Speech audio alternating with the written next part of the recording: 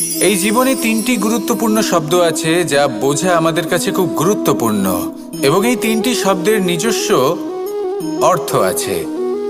প্রথম হলো সঙ্গবদ্ধতা, অর্থাৎ একসাথে মিলে কাজ করতে হবে, একসাথে মিলে পরিশ্রম করতে হবে, সামনে এগোতে হবে।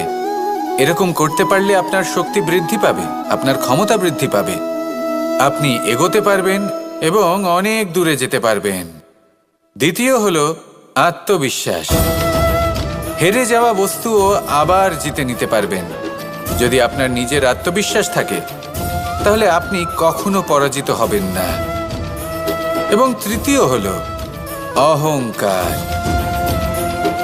জয়লাভ করার পরেও কিন্তু এটা আপনাকে পরাজিত করতে পারে। সেই জন্য জীবনে সঙ্গবদ্ধ হন, আত্মবিশ্বাস রাখুন, কিন্তু কখনোই অহংকার করবেন না। এই অহংকার আপনার থেকে সব কিছু কেড়ে নিতে পারে। এই অহংকারের জন্যই মথুরাপতি কংস নিজের পতনের দিকে অগ্রসর হয়েছিলেন। এই অহংকারকে ত্যাগ করুন আর আমার সাথে ভালোবেসে বলুন রাধা রাধা।